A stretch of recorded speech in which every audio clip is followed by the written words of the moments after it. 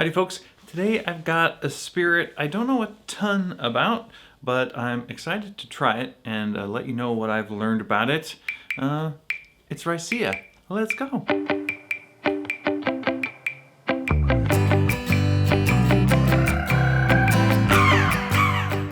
So Raicilla. Raicilla is something I've heard about over the years. I do enjoy mezcal and tequila quite a bit, and if you pay attention to those worlds at all, you'll eventually start hearing about Raicilla. It has been kind of hard to get here in Oregon. There's only one brand and there was only one bottle available, and it was $170, which is kind of a lot to spend if you're never really tried something before and you're just trying to get into it. But over Thanksgiving, we found a local liquor store that was selling these 200 milliliter bottles. They had a pretty wide selection of Raicillas from this company, La Venenosa. If you can get a variety of different small bottles, that's perfect for just getting into a spirit. So, what is Raicilla? Well, it would fall under the sort of umbrella term of mezcal, meaning any spirit distilled from agave. However, there is a legal definition of mezcal that restricts the regions within Mexico that you can make a product and call it mezcal on the label. Now, Raicilla comes from the state of Jalisco, and that is outside the region where you're allowed to make mezcal, so they can't legally call it mezcal. So it's not called mezcal, it is called Raicilla, and they've been making it there for 500 years. One of the interesting things about this is that Jalisco, of course, is where they make tequila. Tequila can only be made from the blue Weber agave plant, and all the Raicillas will be made from the various other wild-grown agaves that also grow in Jalisco. Apparently, Jalisco has a pretty wide variety of wild agave, second only to Oaxaca, which is another sort of contrast to tequila. As tequila is made,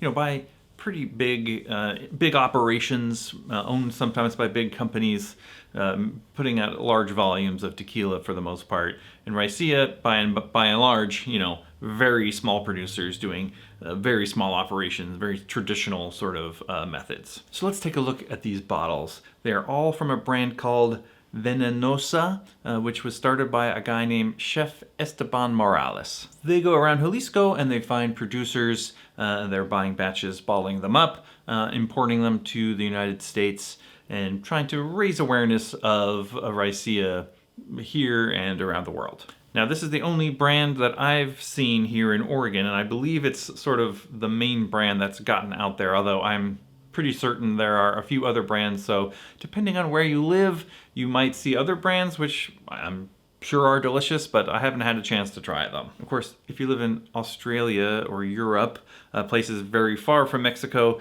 you might not see any Raicilla at all. It's just sort of getting off the ground as a category. Now, I have 3 different bottles here. They're all different agaves, different producers, different methods, all of which, by the way, is listed on the back of the bottle, which is a great thing in mezcal and Raicilla, where they list all the different production methods so you can compare and contrast. The first one is the sort of gray one. It's called Tabernas. Apparently, Tabernas are what they call the distilleries that make Raicilla, Tabernas. And as my understanding is, this is more of an introductory kind of Raicilla, something a little more approachable.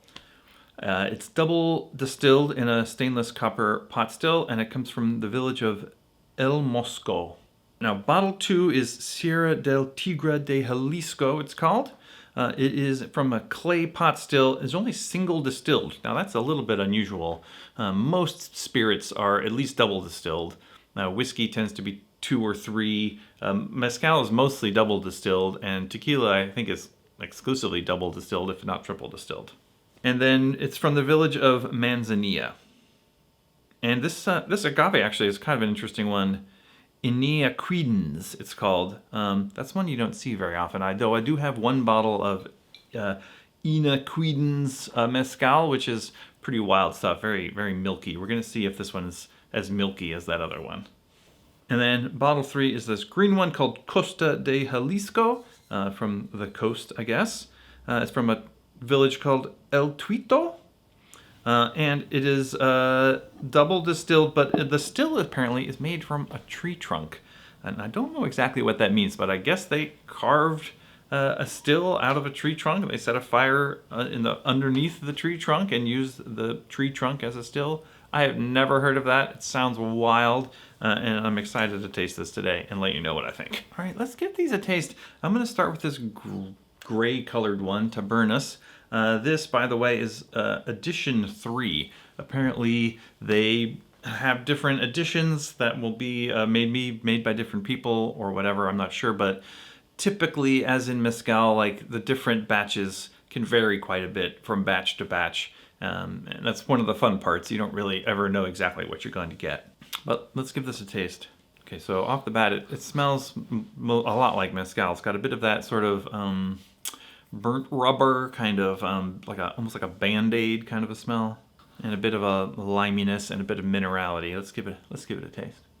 Okay, I think this one is sort of very much in line with what I think of as mezcal. It is nothing too wild. I think this is the sort of entry level, like you've never had mezcal or raicilla before. This is sort of easing you into it because sometimes they get really wild. But this one is, it's got a nice minerality. It's sort of a balance between a sort of lime fruitiness, that sort of a limey acidity, and a sort of, minerality. It's pretty mild. Goes down pretty easy. Let me check the proof on this. This is 44.9%, so, nothing outrageous. Pretty good. I could sip that. I could actually put that in a cocktail, no problem. All right, let's move on to bottle number 2. This is Sierra del Tigre de Jalisco. It's the sort of orange bottle, and let's check the proof before we start drinking. 42%.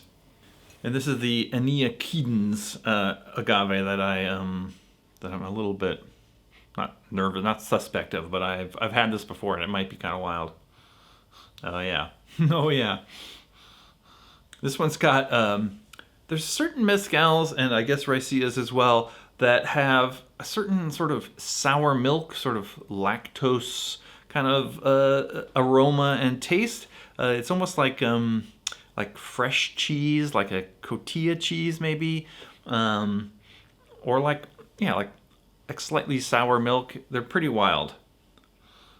And this one's got that for sure. It's like not too extreme, but like a sort of creaminess to it. Let's give it a taste. Yeah. It tastes a little bit like sour milk, which sounds gross, but it isn't. When it's too extreme, I don't really like those. If I get a mezcal that it has a lot of that sort of sour milk quality, I tend not to like them very much. But this is dialed back quite a bit. It's balanced out with a little bit of that lime flavor that you sometimes get. And this was single distilled in a clay pot. Now usually they double distill mezcal, like I was saying. That'll raise the proof up a bit. And usually that will strip out some of the more weirder flavors. So yeah, this is a sort of step up into the weirdness, but it's still pretty delicious and very drinkable. So I was a little afraid I didn't know how raicillas would be compared to mezcals, or they're going to be totally off the wall, but actually so far, so good. Let's move on to the last one. Okay, so the last one is Costa de Jalisco, on the north coast of Jalisco, I guess. This one is the one that was distilled in a tree trunk, and that is pretty wild. I am still wondering what that means. I have heard of wooden stills before. There's certain rum stills that are made of wood, but like actually carving it out of a tree trunk sounds kind of amazing. Oh, and this one is 47.4%, so a little higher than the first two. All right, this one's got more of sort of a green vegetable kind of note to it. Almost like a green pepper, maybe, or even like a black pepper. Oh, and just like a little hint of that sour milk, like I was talking about, just a little tiny bit. Let's give it a taste. A little bit more complex. It's got a little bit of that that sour milk, but more of like a green grass, sort of green vegetable kind of note to it. And a nice sort of minerality that sort of comes in at the end.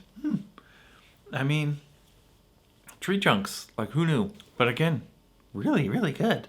That last one might be the winner for me. Sort of more complex things, sort of blending together in a nice blend. All right. Well, I hope that was fun or informative. This is sort of my first dive into Raicilla, but I'm hoping that if you see one of these La Venenosa bottles out there and you're intrigued, go ahead and pick it up, especially if you can get the small bottle, because you won't spend quite as much money and you can maybe get a couple to compare. Because that's fun for me and hopefully fun for you. If you've got anything you think I should try, let me know down in the comments. In the meantime, thanks for watching and we'll see you next time.